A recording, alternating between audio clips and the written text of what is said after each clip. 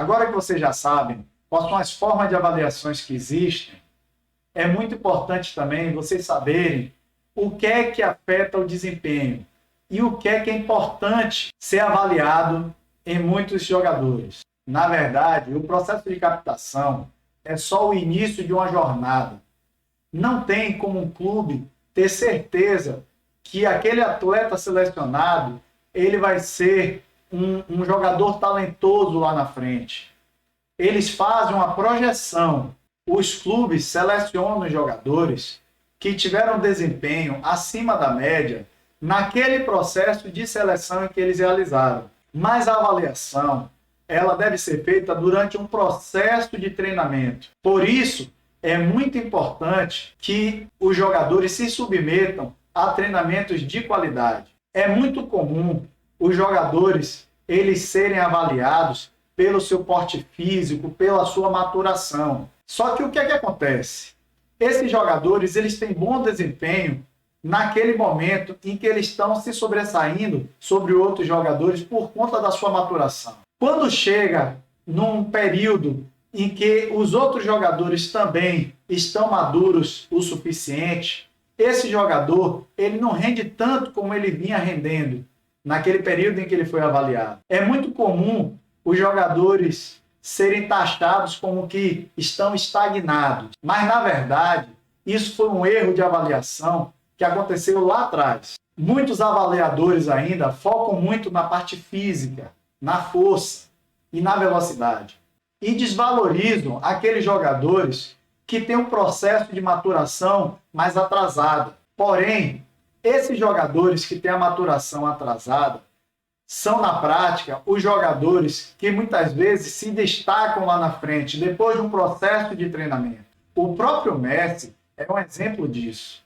Existem diversos jogadores que passaram por isso e hoje estão aí no futebol internacional.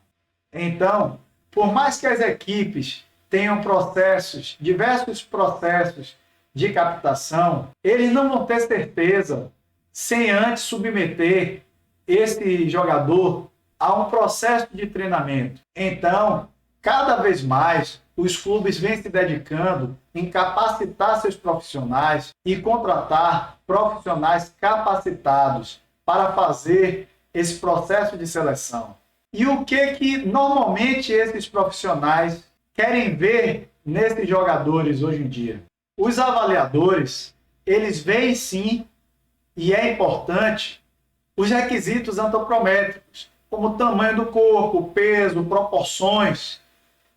Cada posição e cada esporte, ele tem alguns perfis que são mais favoráveis. Por exemplo, é muito importante para um goleiro que ele tenha uma boa estatura. Os observadores também estão observando as características físicas, sim. Muitos clubes fazem o seu processo de captação especificamente para uma necessidade em alguma posição. Para essa posição, algumas características físicas são necessárias. Por exemplo, para um lateral é muito importante a velocidade e a resistência.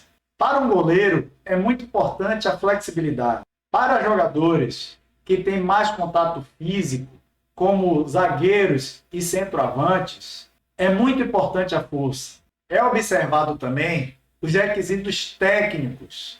Os jogadores ambidestros, jogadores que têm uma parte técnica bem desenvolvida, uma coordenação motora bem desenvolvida, são muito valorizados. E ainda tem a parte técnica específica para cada posição, que também é avaliada. Os observadores estão buscando também atletas que tenham uma boa capacidade de compreensão, que façam uma boa observação e análise das situações de jogo e das atividades que estão sendo transmitidas. Isso facilita o trabalho e a absorção do que está sendo transmitido no dia a dia. Para isso, vai um conselho meu. É muito importante que o atleta ele desenvolva isso tudo na escola, estudando. Existe um paralelo muito importante entre a escola, o ensino na escola e o ensino também dentro de campo. É muito difícil, no dia de hoje, atletas indisciplinados chegar a algum lugar. Cada vez mais, os clubes eles estão avaliando o comportamento dos jogadores. Jogadores que se dedicam ao treinamento, que estão sempre prontos a se esforçar, a se dedicar ao trabalho, ao aprendizado. Jogadores que saibam lidar com a frustração, que é muito comum num processo de formação. Muitas vezes eles vão ser colocados no banco e eles precisam saber lidar com isso. Muitas vezes eles não vão ser chamados para jogos e campeonatos e eles precisam saber lidar com isso. Isso faz parte do esporte. Eu mesmo, no profissional do Jacuipense, percebi alguns jogadores que vieram da divisão de base em que não estavam tão dispostos a se esforçar, principalmente nos trabalhos físicos. E isso acaba comprometendo o seu desempenho. Normalmente os jogadores que se destacaram no futebol profissional foram jogadores que tiveram muita dedicação ao treino.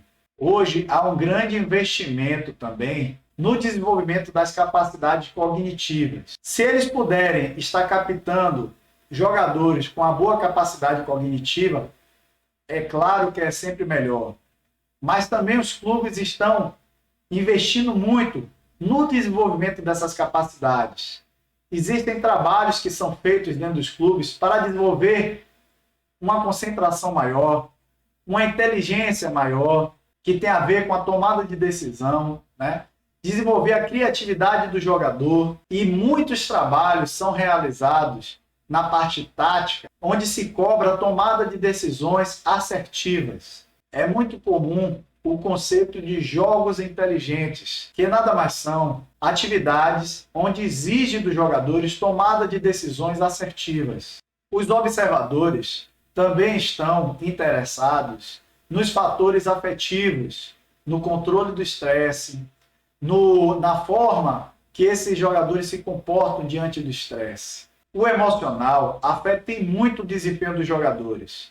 Tem jogadores mais sensíveis a essa questão emocional, se abalam muito em situações de estresse. E isso está sendo também observado pelos clubes. Você há de concordar comigo que não é nada fácil bater um pênalti numa final, onde esse pênalti é decisivo, sob a influência de uma torcida calorosa. É uma situação de muito estresse. Mas tem jogadores que sabem lidar com isso e são treinados também para lidar com esse tipo de situação. Os fatores sociais também estão sendo avaliados nos clubes. A capacidade de liderança de cada jogador está sendo avaliada. O quanto que esse jogador sabe trabalhar em equipe, o quanto que esse jogador é bom de grupo, como muitos chamam.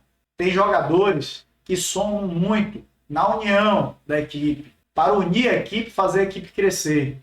Existem jogadores também que chegam na equipe e causam muita desordem e desarmonia e acabam estragando com a equipe. Esses jogadores não estão sendo bem vistos. Agora vem